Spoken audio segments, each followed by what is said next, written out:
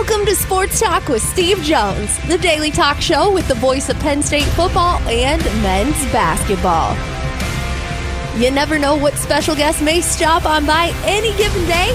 Now here's the man of the hour, Mr. Steve Jones. Working with a guy who bought gold 2 days ago, only to see it go down. All right, so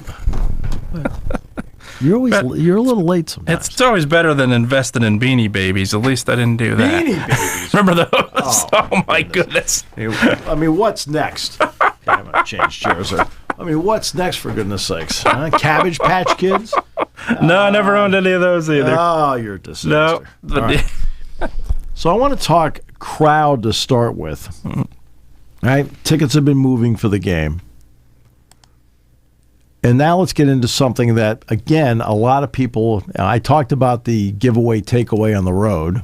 Nobody's talked about that. Yeah, true. I don't get that. Number two, let's talk crowd. Okay. SMU plays in a stadium that has 32,000 seats. In fact, they're going to be playing a bowl game in there. Okay. The largest road crowd that SMU has faced this season. Now let's take the ACC championship game out of it, because that's a neutral split crowd. Yeah. I mean, look, I'd say what? 70% was Clemson, but the crowd was 54,000. Right. Okay. The largest road crowd they have faced this season is 50,000. Once. You know what the second largest road crowd they faced this season? That was at Louisville, by the way. The 50,000. Yep. You know what the second largest road crowd is? Once again, do you do any research on this? Not on crowd, not on attendance, I will admit. I know this is the biggest crowd they faced. What part did you research besides the fact there's a horse on the helmet?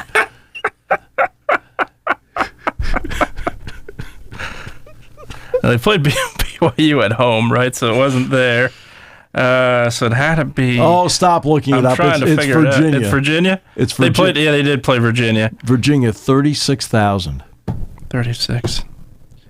Okay. I was going to say Duke, so I was going to be close.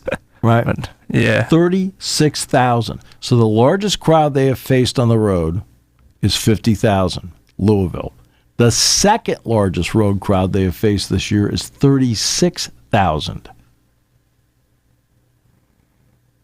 There's going to be 100,000 people in this stadium. Yeah. Right? And they're not going to be a lot of SMU fans. You want to know how you can affect a game? You can really affect this game. It's one thing to have Ohio State come in.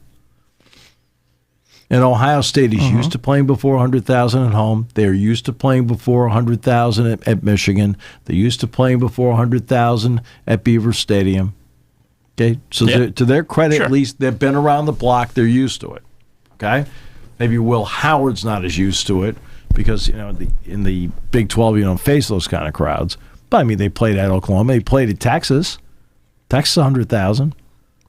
Okay, so he's been around it. Not this group. This group has played 50,000 one game, 36,000 second largest road crowd they've faced all year. That's it. Okay? So in terms of noise, the ability to affect cadence, silent counts, how do the offensive tackles react to all this? This is something that, needs to be discussed more about your role as to what you can do to affect the game, because guess what? It is something they haven't faced. I mean, there's a lot of elements about Penn State, SMU, player matchups, and so forth. But in football, the big difference in football compared to even basketball. Other sports, sure. Even basketball, Major League Baseball, anything, is because Major League Baseball, you can yell, scream, but you're still locked in on the pitch, right? Noise does not affect your eyesight, right? As to what it may affect your nerves, but it doesn't affect your eyesight. Okay? Basketball, same thing, right? Could affect your nerves, okay? But it doesn't affect your ability to shoot it competently and make plays.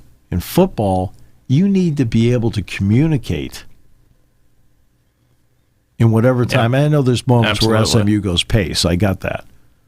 But, and they may try to go pace more just to try and somehow keep the crowd out of it. But if they're lining up, and here we go, you got to make a play, and they're trying to communicate with each other. As a crowd, you can foul them up because this is unquestionably something they are not used to. They can claim they're used to it, but they're not.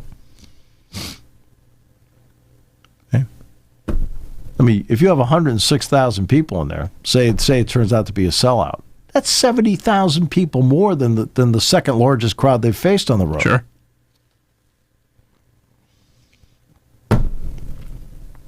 That's more than 2 times the stadium they played in at Louisville. Yeah. I mean, that is something where I think a lot of people, have not really thought about this. SMU does not play in a big stadium, right, at home. Their stadium at home is 32,000. They played at Nevada. Nobody, they had, 26,000 there. The ACC does not draw well to begin with. That's a big issue, by the way, for them. They don't draw well to begin with. In the ACC title game, yes, a predominantly Clemson crowd, but it's still, there was a split in tickets and things like that as to how you do it and so forth. And, there may have been 54,000, but the bottom line is it probably had 40,000, 35 to 40,000 Clemson fans, 35,000 Clemson fans. Some are corporate. Yeah. Like your crowd. That's right. I mean, the people you run with. But I do think, even though it was a split crowd, I think that did affect their start. I think in that game, it fell down 21-7 in that game. Yeah. I think the moment got to SMU a little bit, and I think part of that was the crowd, even though it was split. Yep. Well, and again, that is something I just wanted to bring up. It's something I'm going to bring up a lot next week. But it's the first ever playoff game in Beaver Stadium because it's the first opportunity to hold it. Imagine how the college football playoff feels right now. Think about this. You have 4 stadiums. Okay? 4 stadiums. 4 of the more iconic venues in all of sports, and 3 of them have more than 100,000 seats. Texas, Ohio State, Penn State, and Notre Dame now has 80,000 seats. I mean, you're talking about 4, for the opening round of your first ever 12-team playoff, 4 of the more iconic sites in all of football. State College, Columbus, South Bend, Austin. Absolutely. I mean, wow, and wow. Yeah, absolutely. See, that's what and then after that, the Bowls take over, which I'm so thrilled the Bowls are still involved in Absolutely. This. Yeah, they have. I campaigned and talked to people, and I remember talking to Gary Stokin about this from the Peach Bowl. I said, Gary, got to keep the Bowls in this somehow, some way, because that's your neutral, that's your neutral site deal, right? But this is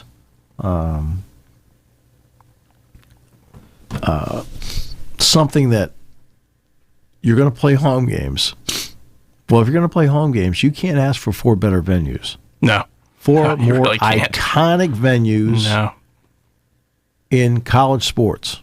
Yep. Iconic venues, iconic brands. Absolutely. Right. So you're talking about, even if Ohio State were playing at Tennessee, it'd still be another 100,000 seat stadium. Sure. Neyland's over 100,000. So you're talking about, let's see, 210, 300, and 310, 312. You could have 382,000 seats sold for the opening round, with obviously, Notre Dame slacking behind. Remember, there was 59,075 for years at South Bend. Yeah. Always. But, by the way, KJ Winston announced he's going pro. So there's no surprise there. Everybody expected that. No, not at all. Everybody expected that. So that's not that is not an issue. Everybody knows about that. But that's something I want to bring up, and I'm going to be bringing up repeatedly. Okay?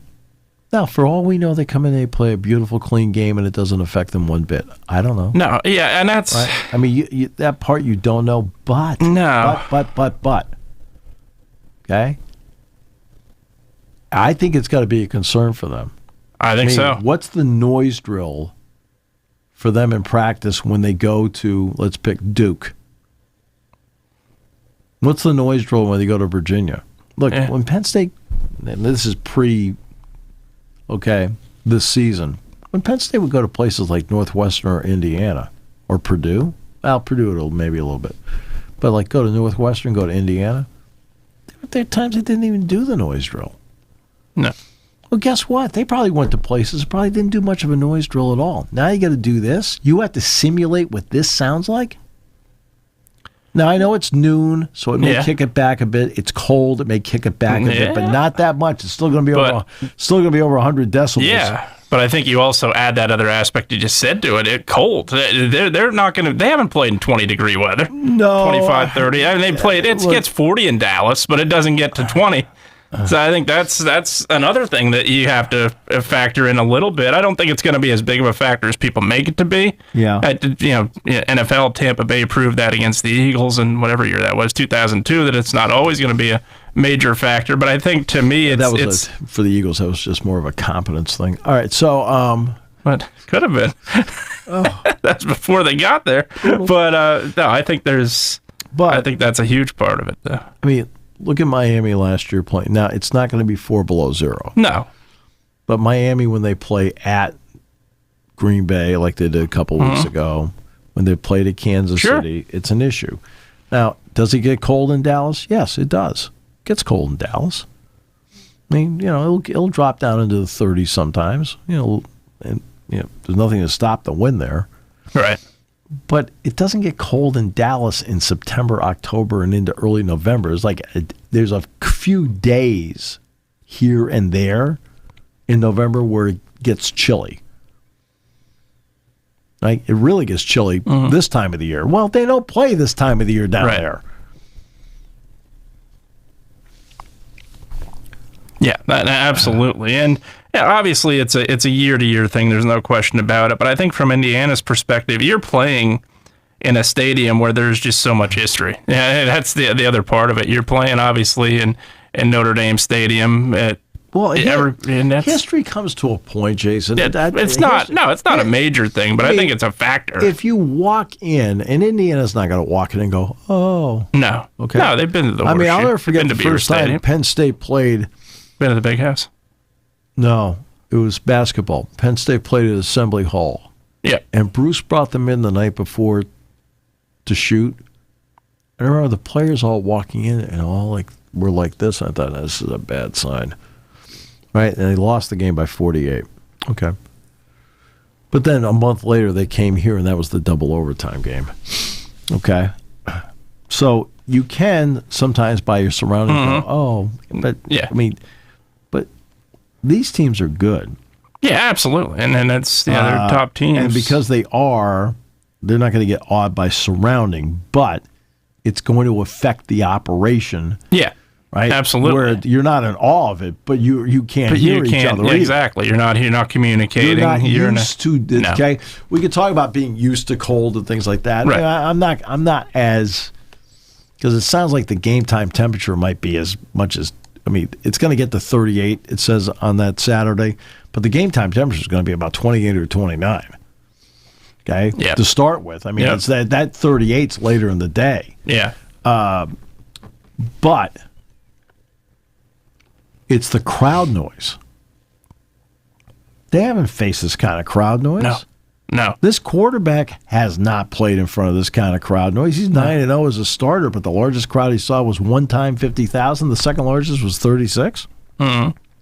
Yeah, and that's where that's quite the drop off. Absolutely, and that's what's going to help Indiana a little bit. They've played here. They've played in the Horseshoe. They just played in the Horseshoe. Obviously, didn't play well, but they played there, and they played at Beaver Stadium. That's going to help them prepare for this. But the other part too is there's an allotment of tickets. Sure.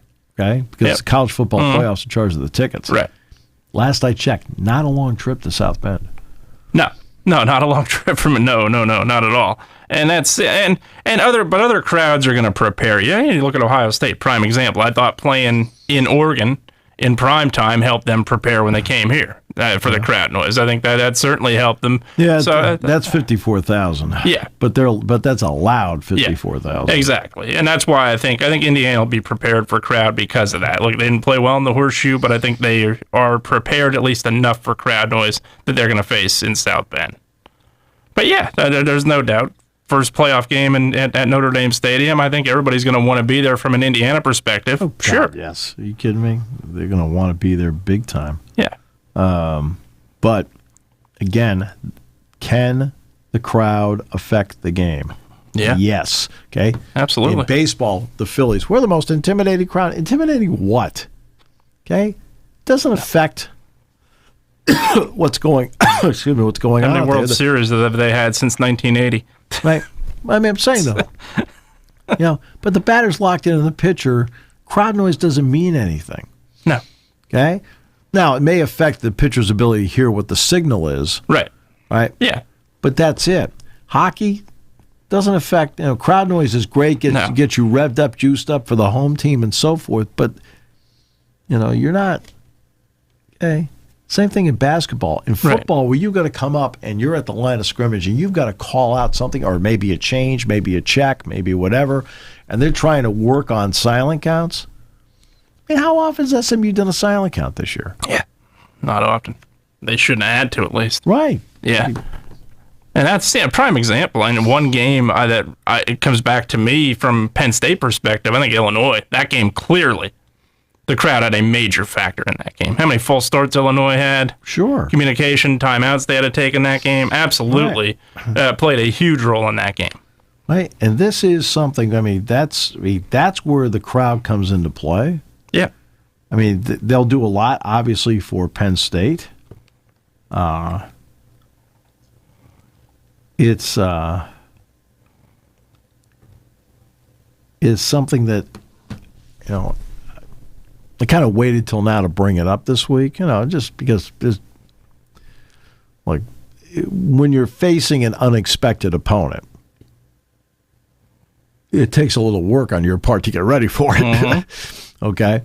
And I don't mean unexpected for the coaching staff. I'm talking about me personally. Right. But I finally got around to okay, let's see what kind of crowds they played in front of. I went, okay, this will be a great segment on the show. It'll also confuse you. That's right.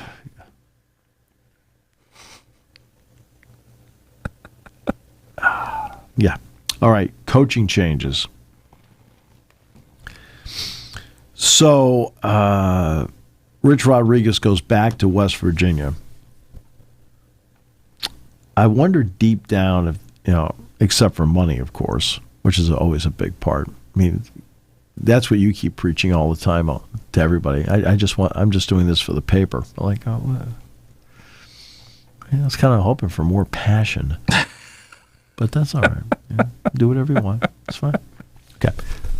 So, but I wonder if you ever regretted leaving West Virginia, where you really had to go. Where he had, yeah, absolutely. Now, in the current rules in the current system.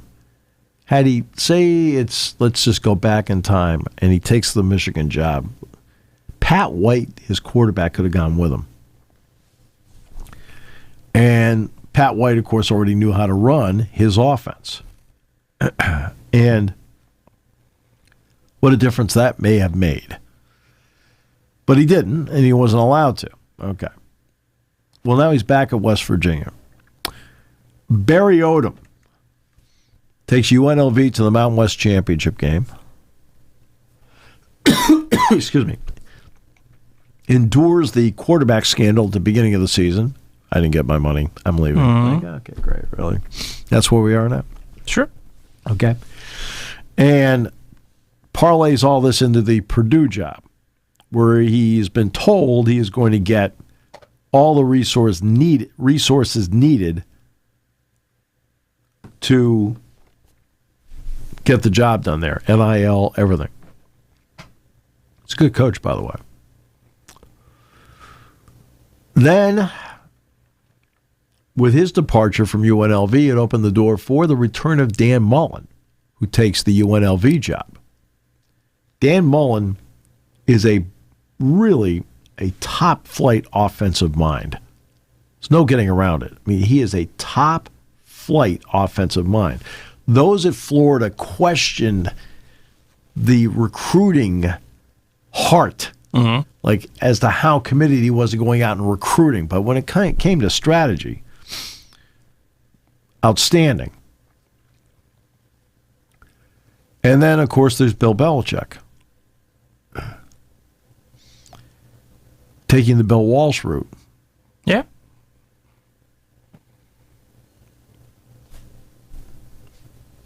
Your guy. Yeah. Went to Stanford. Coached against Penn State in the Blockbuster Stepping down, yeah.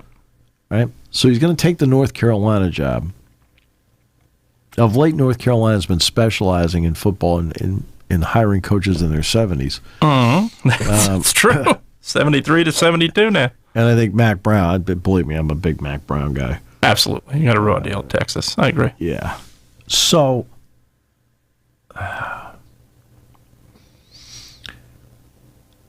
now he takes this job.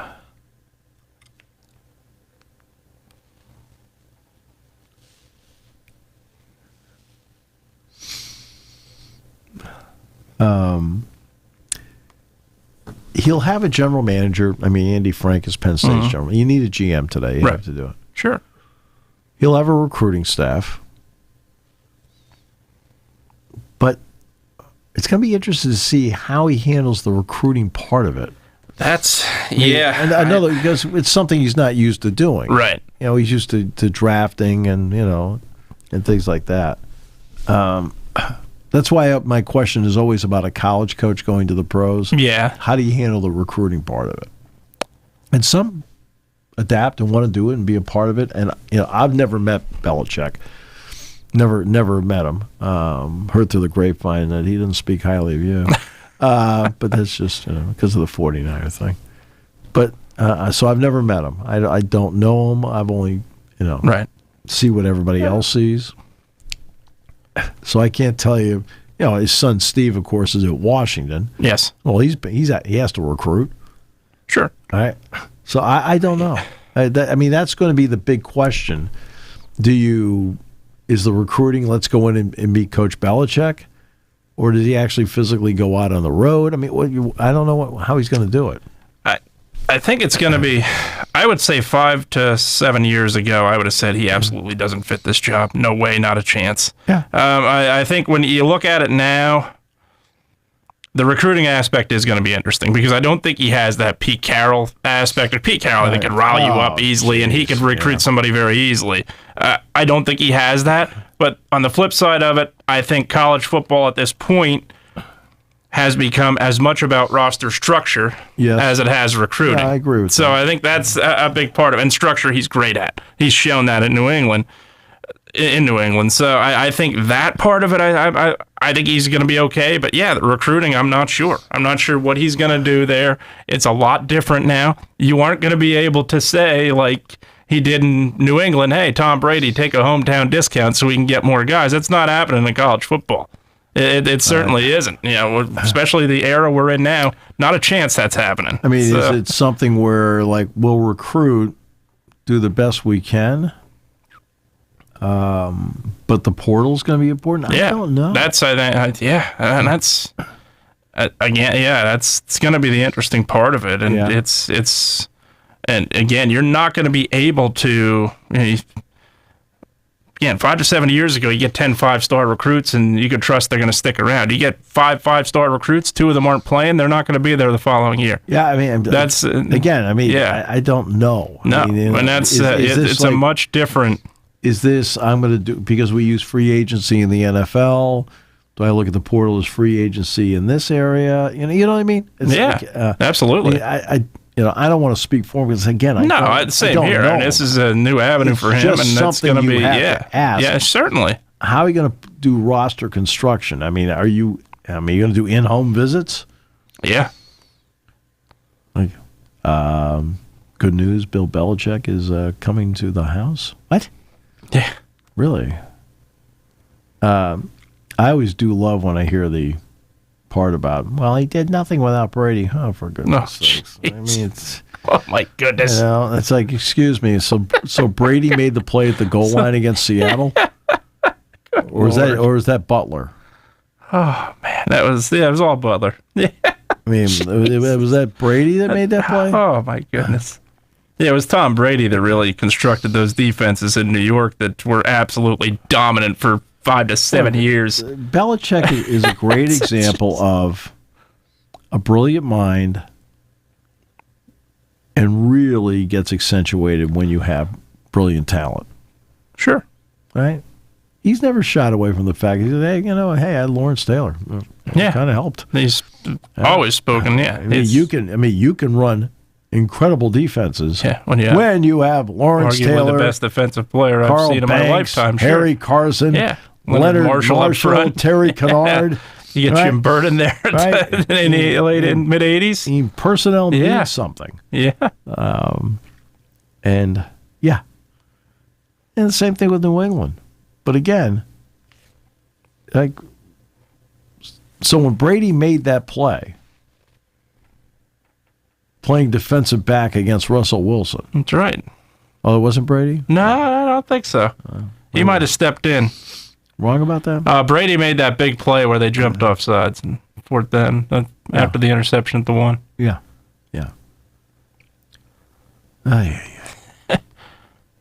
It's all Brady. My goodness. I mean, how about when they beat the Rams? They scored 10 points. Scored 10 points, 13 points, whatever they scored. Yeah, 13. Right. I think it was 13-3. They gave up 3. Yeah. Right. So, the job Brady did on defense that day. Yeah. It was incredible. In the Super Bowl? Exceptional. Just checking.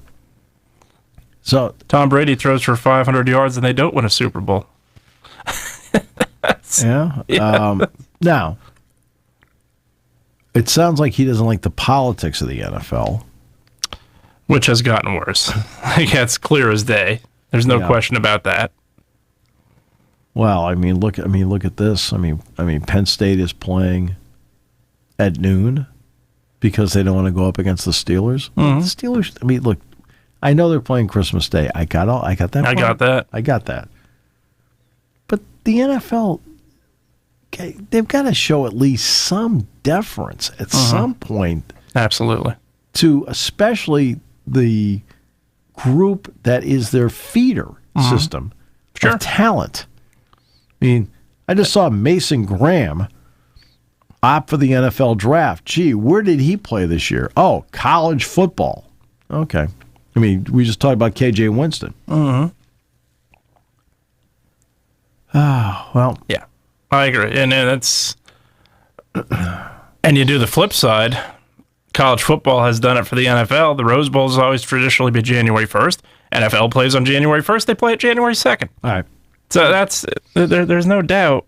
Yeah, they've always moved it. And and it goes back to the point I made. I think, to me, it would not have hurt to have, and I know ratings would be affected a little bit by it, heaven forbid.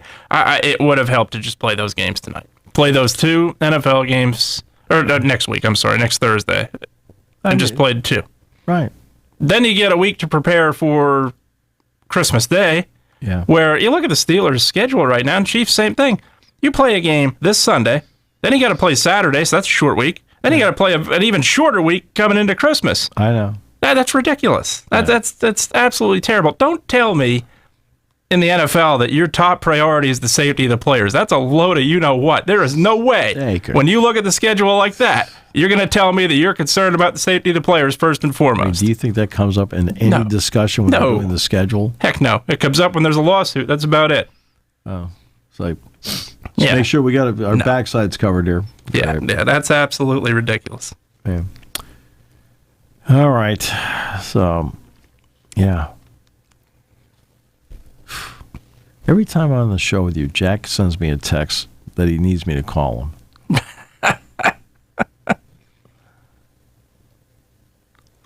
I was just praising the Steelers, so it couldn't be that. Wow. Oh, boy. And I get it from the NFL's aspect. You want to play games on Christmas Day, that's fine. But, again, I think you could structure it a lot better. Does not hurt to play a game on Thursday sometimes. Look, because the game is Wednesday. Yeah. That's why they're playing Saturday. Yeah. No, but they've always, but this time of the year, they've always done that. They've always, exactly. They've always done it on the Saturday. Just play the game on Thursday night. You want to throw a Saturday game in there? Go for it. Play a Saturday game. Move the 40, whatever next Thursday's game is, move that to Saturday. Right. It's I don't know. It feels like it makes too much sense sometimes. Yeah. So.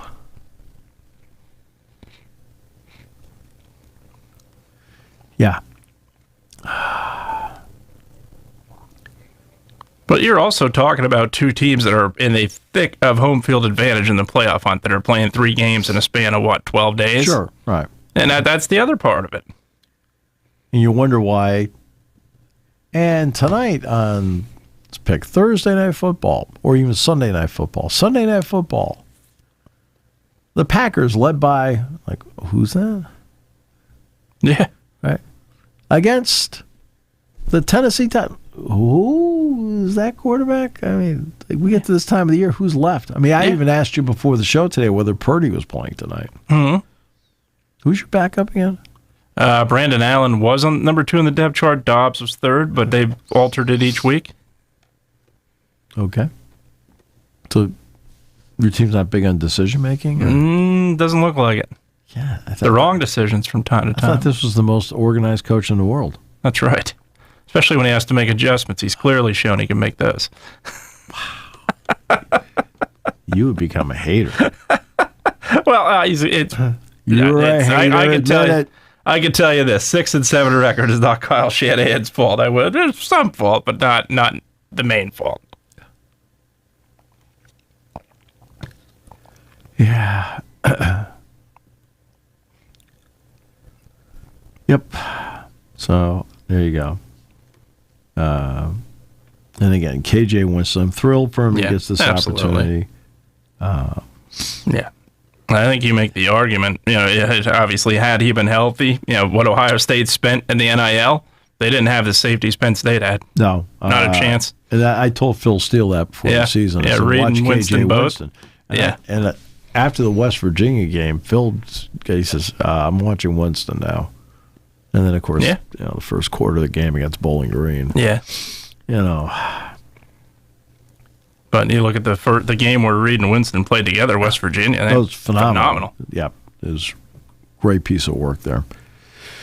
So there are your coaching changes. Dan Mullen to UNLV, Barry Odom from UNLV to Purdue, Bill Belichick from the studio to North Carolina, and Dan Mullen from the studio to UNLV.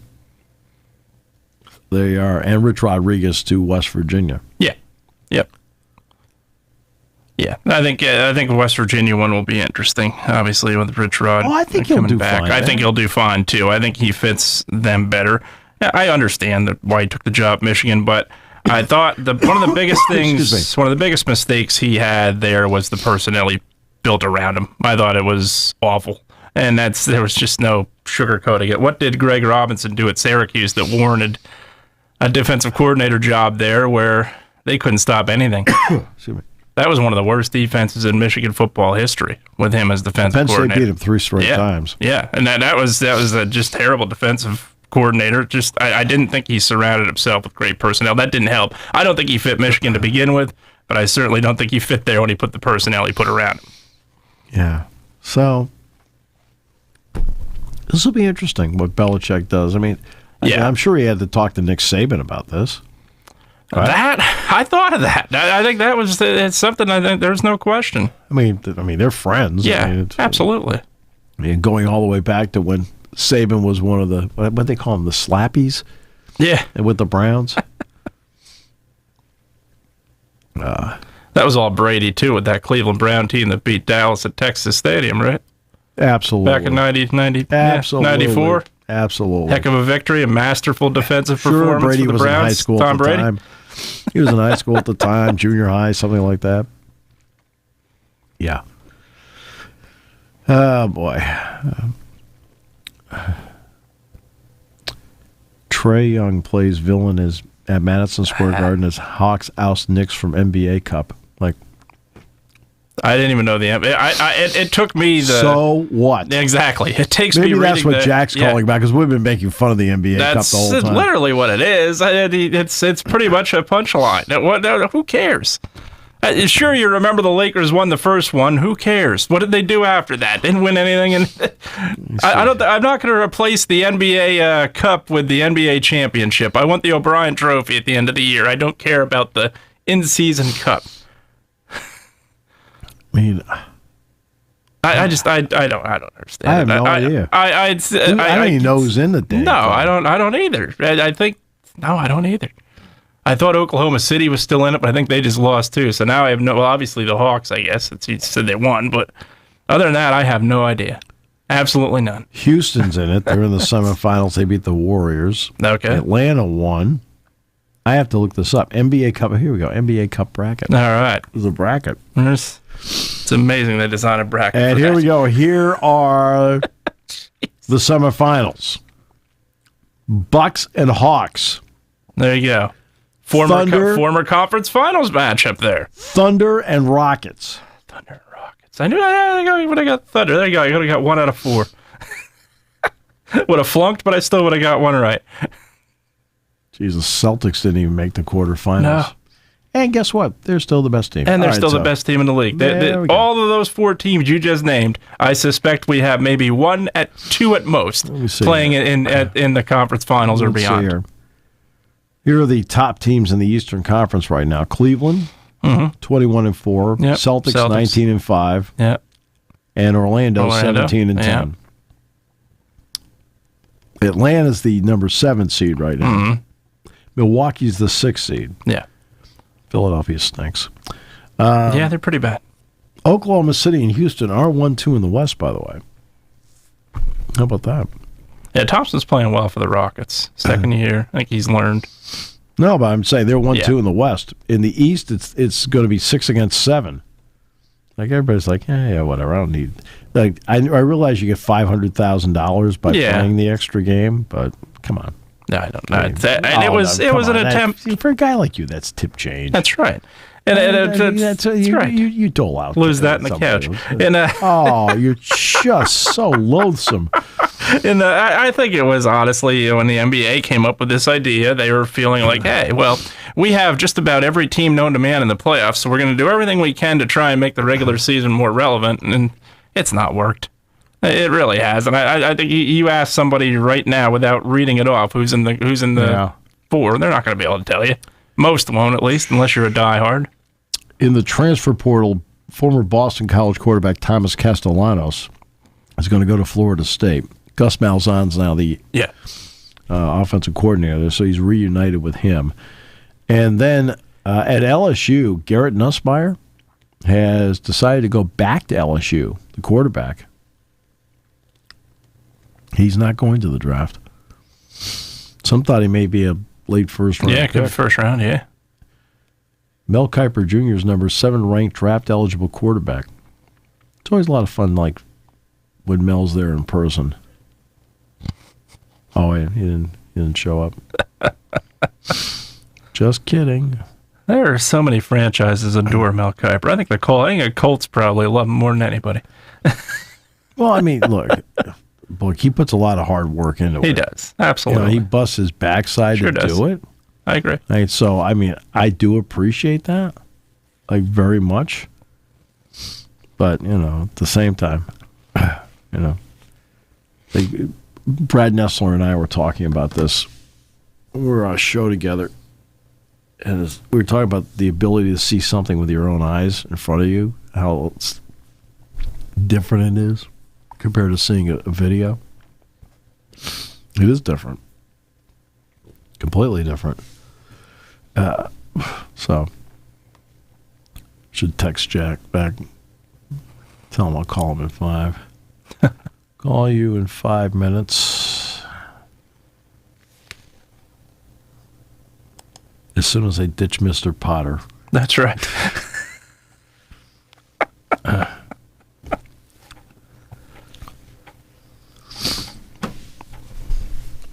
That's you. That's right. We did tell Jerry today he was Ernie the cab driver. He felt typecast. He did. He felt typecast. I could tell. Yeah. Ah, no. I mean, what did you expect to be the star? Come on. That's right. Really? Let's see. Who do we say was Clarence? Was that Jeff Brown? Brown, I think. Yeah. Jeff Brown was Clarence. Yeah. Or she was the officer. Oh, Forsey's Bert the cop. Yeah. No getting around it. No. Bert the cop. No. I mean, really. No. We said Urban was the guy that was Mr. Welsh in the bar that decks Jimmy Stewart with one punch, I might add. Very impressive. Mike Tyson-esque. So, and who do we have as Nick, the bartender? Not Martini, but Nick, the Sheldon Leonard character. I'm giving out wings. Who do we have for that? Did we have anybody that was Nick the bartender? Yeah, we did. I think it was Kyle. Okay. Yeah, I think we had Kyle. All right. Had Angela's Mary Hatch Bailey. Yes. And she would be a Donna. That's actually pretty good. She'd be a Donna Reed. I could see Angela being a Donna Reed. She'd be great. She'd be great. Yeah. Let's see. Lucas. Who's Uncle Bailey? Oh, Uncle Billy. Okay, this is one where we could actually probably cast Jerry in two spots. There you go. He could be Uncle Billy. He could be Uncle Billy and Ernie the cab driver. He could also throw, he could even throw his kids and he'd throw Evan in there as Tommy. Oh, it'd be great. No, I mean, anything to help the family out. That's right. Right, he'd get his daughter in as one of the kids, she could be Zuzu. That's right. Right? Yeah. I mean, there are people that play multiple parts in movies. Look at Eddie Murphy in Beverly Hills Cop. Right? He played a bunch of parts. So did Arsenio Hall. Jerry could play multiple parts. That's right. He could play Uncle Billy and he could play Ernie the cab driver. There's no one scene where they're both in there together. God, I'll tell you right now, Ernie the cab driver looks a lot like Uncle Billy. Yeah. Especially when sometimes we're in a small market, you gotta operate on a smaller budget, so I think we can go 2-1. Yeah, we need to cast Harry Bailey. Young, good-looking, athletic, kind of eliminates the entire staff. We may have to go outside to cast.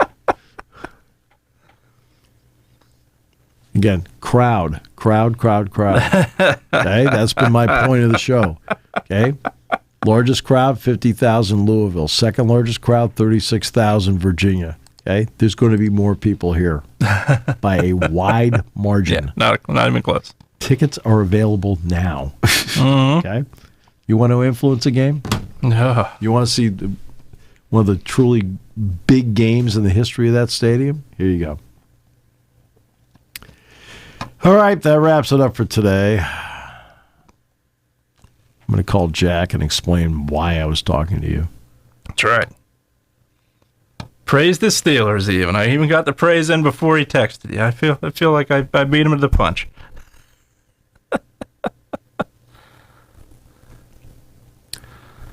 Do you even have your barber in your phone? Or I do. Because, can you do it on speed dial? Maybe.